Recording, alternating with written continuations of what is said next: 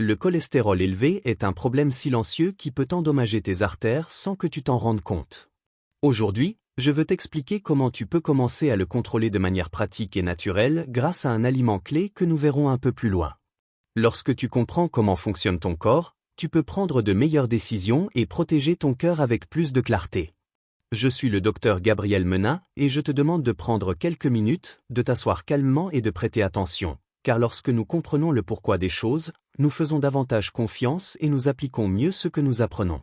C'est de l'éducation à la santé fondée sur des preuves, expliquée de façon simple. Je te souhaite la bienvenue sur ma chaîne. Ici, nous parlons de santé globale, de longévité et d'habitudes naturelles très faciles qui t'aident à maintenir ton équilibre physique, mental et émotionnel. Prends des notes et partage ces informations avec ta famille et tes amis pour les aider à améliorer leur santé. Nous publions de nouvelles vidéos chaque jour, alors abonne-toi et active la cloche pour recevoir toutes les notifications. Avant de continuer, si ce contenu te semble utile, un geste simple comme soutenir la vidéo ou la partager permet à ce message d'atteindre davantage de personnes qui en ont besoin. Merci sincèrement d'être ici et de prendre soin de ta santé. Entrons maintenant dans le vif du sujet. Le cholestérol n'est pas seulement un problème qui concerne les personnes âgées. Il existe aussi des personnes jeunes, et même des enfants, qui peuvent avoir un taux élevé. C'est pour cela que cette information est si importante. Je veux que tu comprennes que tout le cholestérol ne provient pas directement de ce que tu manges, et c'est là que commence la clé de tout. Avançons étape par étape. Le cholestérol sanguin n'augmente pas principalement parce que tu manges des œufs, de la viande ou des produits laitiers. Le cholestérol provenant des aliments, appelé cholestérol alimentaire, a très peu d'impact sur le cholestérol sanguin. C'est pour cela que j'entends souvent en consultation des phrases comme « Docteur, je mange des œufs tous les jours et mon cholestérol est normal ». Et c'est vrai, parce que ce n'est pas là le vrai problème. Ce qui fait réellement augmenter le cholestérol, en particulier le mauvais cholestérol ou LDL, ce sont les graisses saturées. Ces graisses constituent la matière première que le corps utilise pour produire plus de cholestérol que nécessaire. Et c'est ici qu'intervient un organe fondamental, le foie. Même si tu ne consommes aucun aliment contenant du cholestérol, ton corps en produira quand même, car il en a besoin pour former les membranes des cellules et de nombreuses hormones essentielles à la vie. C'est une fonction normale et indispensable du foie. Le problème apparaît lorsque ce cholestérol est produit en excès et qu'il n'est pas éliminé correctement. Le foie fabrique le cholestérol, l'emballe dans des particules appelées lipoprotéines et l'envoie dans le sang. Lorsque nous parlons du cholestérol LDL, nous parlons de ce cholestérol qui circule dans les artères. Si ce cholestérol s'oxyde, c'est-à-dire s'il devient collant, il commence à adhérer aux parois des artères. Avec le temps, ce cholestérol oxydé forme des plaques qui rétrécissent progressivement les artères et provoquent une inflammation. Si ce processus se poursuit, il peut aboutir à un infarctus. Et ce n'est ni rare ni lointain. Récemment, pendant un jour férié, j'ai appris qu'une personne jeune, même plus jeune que moi, était décédée subitement d'un infarctus. L'infarctus ne prévient pas. Parfois il laisse de lourdes séquelles, et parfois il ne laisse aucune seconde chance. C'est pourquoi il est si important de comprendre comment éviter que ce cholestérol ne reste collé aux artères. Et voici une bonne nouvelle, le corps dispose d'un mécanisme naturel pour nettoyer ce cholestérol, mais il a besoin d'aide. Le foie possède des récepteurs spécifiques, comme de petites mains, dont la fonction est de capturer le cholestérol LDL dans le sang et de le ramener vers le foie. Une fois là, ce cholestérol passe dans la bile puis dans l'intestin, avec l'objectif d'être éliminé. C'est ici qu'intervient un point clé que beaucoup de personnes ignorent. Pour que ce cholestérol sorte réellement du corps, il a besoin de quelque chose dans l'intestin qui l'entraîne vers l'extérieur. Et c'est la fibre. Sans fibre, le cholestérol qui arrive dans l'intestin est de nouveau absorbé et retourne dans le sang, aggravant le problème. Autrement dit, le cholestérol effectue un parcours complet, sang, foie, bile, intestin. Mais s'il n'y a pas suffisamment de fibres, le cycle recommence et les taux continuent d'augmenter. Beaucoup de personnes me demandent ce qui se passe lorsqu'on n'a plus de vésicule biliaire. Je veux te rassurer, le corps s'adapte. Avec le temps, le canal biliaire se dilate et remplit une fonction similaire. Le processus d'élimination du cholestérol continue de fonctionner, à condition qu'il y ait des fibres dans l'alimentation. J'ai vu cela de nombreuses fois en consultation. Je me souviens d'un patient qui luttait contre son cholestérol depuis des années, prenant des médicaments sans amélioration complète. Lorsque nous avons ajusté son alimentation, en réduisant les graisses saturées et en augmentant les fibres, ses taux ont commencé à baisser de manière progressive. Il me disait lui-même que personne ne lui avait jamais expliqué cela aussi clairement. Voici un autre point fondamental. Les graisses saturées n'augmentent pas seulement le cholestérol, elles font aussi quelque chose de très nocif. Elles réduisent le nombre de récepteurs hépatiques qui aident à retirer le cholestérol du sang. En d'autres termes, plus tu consommes de graisses saturées, moins ton foie a de main pour nettoyer tes artères. Les graisses saturées se trouvent dans des produits comme le beurre, le saindoux, les charcuteries, la crème, les margarines et aussi dans certaines graisses végétales comme l'huile ou la graisse de coco.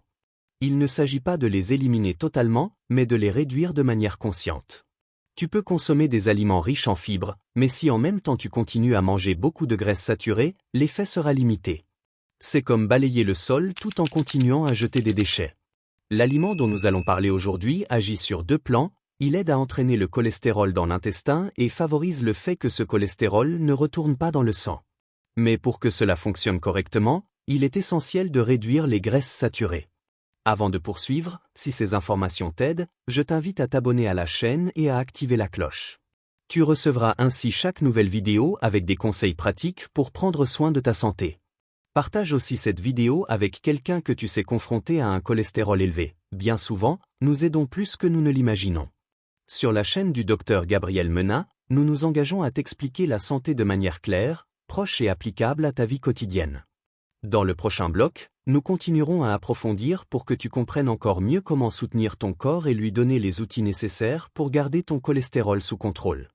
Le problème que beaucoup rencontrent est que le cholestérol reste élevé malgré leurs efforts. Et aujourd'hui tu vas comprendre comment éviter des complications graves et quelles décisions pratiques t'aident réellement. Si tu as des calculs dans la vésicule et qu'ils t'ont déjà causé des douleurs, il est normal de ressentir de la confusion et de la peur, car tu ne sais pas quoi manger ni quoi faire. Je vais te l'expliquer clairement, sans détour. Beaucoup de personnes me demandent pourquoi les calculs apparaissent dans la vésicule et s'il existe quelque chose pour les dissoudre ou les faire disparaître. La réponse honnête est la suivante. Lorsque les calculs sont petits mais qu'ils ont déjà provoqué des coliques, des douleurs ou des crises, la meilleure option est généralement de retirer la vésicule. Il n'existe pas d'aliment, de jus ou de remède capable de les faire fondre. Si une telle solution existait, je te le dirais moi-même. Lorsqu'il y a une indication chirurgicale, il faut la prendre au sérieux. Le véritable danger des calculs est que l'un d'eux quitte la vésicule et descende dans le canal biliaire. Ce canal rejoint le pancréas, et si le calcul bloque cette sortie, il peut déclencher une pancréatite grave. Cela signifie des soins intensifs, un risque vital, et dans certains cas, des séquelles comme le diabète. C'est pourquoi j'insiste toujours, il vaut mieux opérer de manière programmée, lorsque la personne est stable, plutôt que d'attendre une urgence. Revenons maintenant au cholestérol, car beaucoup de personnes reçoivent des indications de prendre des statines à vie sans toujours comprendre pourquoi. Les statines agissent en bloquant la production de cholestérol par le foie et en réduisant la quantité qui passe dans le sang. L'aliment dont nous parlons aujourd'hui n'agit pas à ce niveau-là. Il agit autrement, il empêche la graisse de devenir collante dans les artères et aide à balayer le cholestérol pour qu'il soit éliminé du corps. Le foie peut continuer à produire le cholestérol dont il a besoin, mais de façon équilibrée. Les preuves scientifiques sont claires. Lorsque tu réduis ta consommation de graisses saturées, le foie commence à produire davantage de récepteurs LDL, qui sont comme de petites mains chargées de retirer le mauvais cholestérol du sang. Moins de graisses saturées signifie plus de récepteurs et un meilleur nettoyage des artères. Tu peux prendre des médicaments, mais si tu continues à consommer beaucoup de graisses saturées, le cholestérol ne baissera pas comme tu l'espères. Premier conseil pratique, réduis les graisses saturées. Je sais qu'elles sont savoureuses, mais il faut diminuer leur consommation. Tu peux utiliser sans problème des graisses saines comme celles de l'avocat, des arachides, des noix ou des amandes. L'essentiel est de réduire le beurre, le saindoux, les charcuteries et les graisses saturées d'origine animale comme végétale. Je veux être très clair avec toi. Moi, le Dr Gabriel Menat, je ne vends ni pilule ni complément miracle. Je ne fais pas cela. Mon travail est de te donner une information claire et utile afin que tu puisses prendre de meilleures décisions. Parfois, nous parlerons de médicaments lorsqu'ils sont réellement nécessaires, mais ici tu ne trouveras ni fausses promesses ni ventes déguisées en conseils. J'ai vu de nombreux patients s'améliorer lorsqu'ils comprennent cela. Je me souviens d'un homme d'un peu plus de 60 ans qui prenait des statines depuis des années sans grand changement. Lorsqu'il a réduit les graisses saturées et ajusté son alimentation, ses taux ont commencé à s'améliorer de manière durable. Il m'a lui-même dit que personne ne lui avait jamais expliqué les choses de cette façon auparavant. Passons maintenant au deuxième point clé. Augmenter la consommation de fruits et de légumes réduit le risque de maladies cardiovasculaires. Pourquoi? Parce qu'il diminue l'oxydation du cholestérol LDL. Lorsque le cholestérol s'oxyde, il devient collant et adhère aux artères. Plus tu consommes de fruits et de légumes, moins ce cholestérol a de chances de se fixer et de provoquer des dommages. C'est ici qu'entre en scène l'aliment vedette d'aujourd'hui, le cale, également appelé chou frisé ou chou noir. Cet aliment contient une très grande quantité d'antioxydants. Il aide à augmenter les récepteurs du foie et agit aussi dans l'intestin comme un véritable balai qui entraîne le cholestérol pour l'éliminer par les selles. Les données scientifiques montrent que le chou frisé a un effet protecteur contre l'oxydation du cholestérol, même en petite quantité. Un smoothie au cale a déjà un impact, mais l'idéal est de le consommer avec sa fibre afin d'en renforcer l'effet. Beaucoup de personnes demandent s'il est utile en cas de boue biliaire. Oui, il aide, car il favorise l'élimination des graisses. D'autres s'inquiètent du sang trop épais. Pour t'expliquer simplement, le cale contient très peu de fer comparé aux viandes et aux abats, et il ne provoque pas ce problème. Il améliore même l'absorption du fer lorsqu'il est associé à quelque chose d'acide comme le citron. Le cale contient également plus de calcium que le lait, et ce calcium est mieux absorbé. Chez les personnes souffrant d'hypothyroïdie, il n'y a pas de problème, à condition de prendre d'abord le traitement et de respecter le délai recommandé avant de le consommer. La façon de le préparer est importante. L'idéal est de le blanchir, comme on le fait avec le brocoli.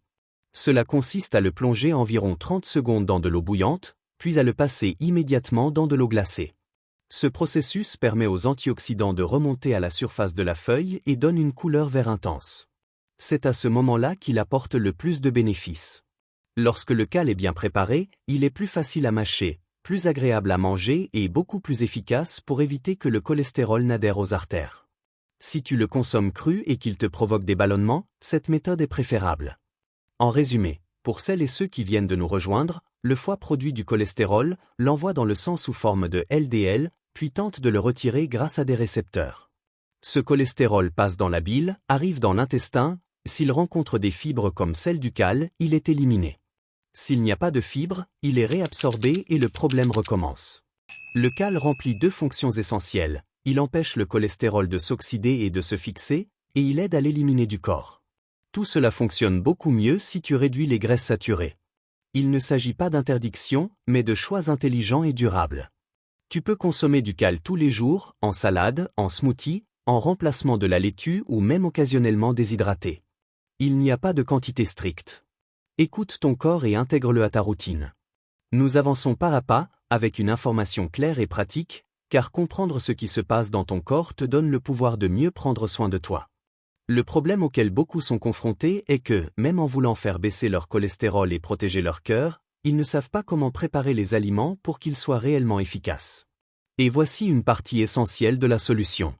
Lorsque tu vois le cale bien préparé, tu remarques immédiatement la couleur et la texture. Blanchi, il devient plus tendre, plus facile à mâcher et bien plus agréable. Cru, en revanche, il est souvent dur et rêche. C'est pourquoi j'insiste, pour profiter pleinement de ses bienfaits, il vaut mieux le préparer ainsi. Oui, la manière de le cuisiner est importante. Le blanchir fait toute la différence.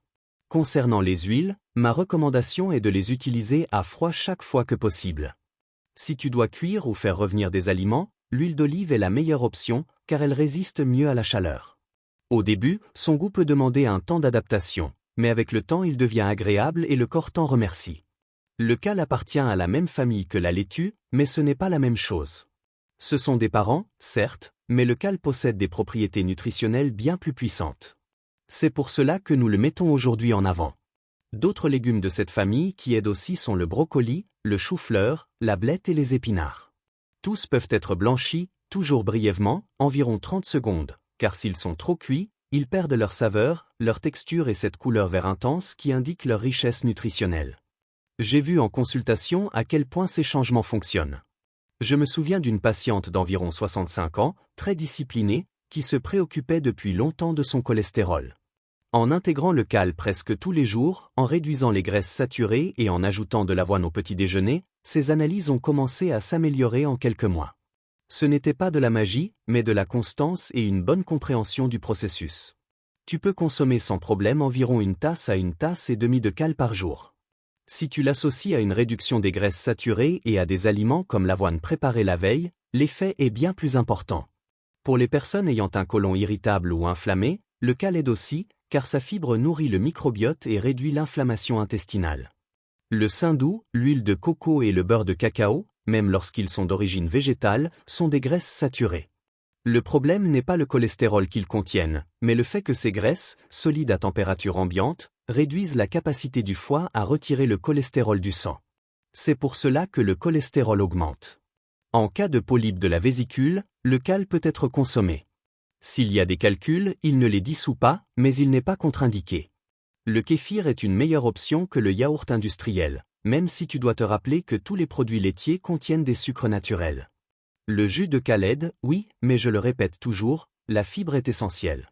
Cette fibre est le balai qui entraîne le cholestérol vers l'extérieur. Même les personnes ayant des diverticules peuvent consommer du cal sans problème. En réalité, il aide à la santé du côlon. Les soi-disant effets secondaires sont positifs. Il fait baisser le cholestérol, améliore le transit intestinal, apporte du calcium mieux absorbé que celui du lait et fournit du fer, surtout lorsqu'il est associé au citron. Ce n'est pas un médicament, c'est un aliment. Tu peux boire des smoothies verts avec du cal tous les jours, mais rappelle-toi quelque chose de fondamental. Si tu ne réduis pas les graisses saturées, tous ces efforts perdent de leur efficacité. Sans diminution des graisses saturées, le mécanisme ne se complète pas et le cal ne peut pas faire son travail comme il le devrait. Je veux maintenant t'inviter à faire une pause.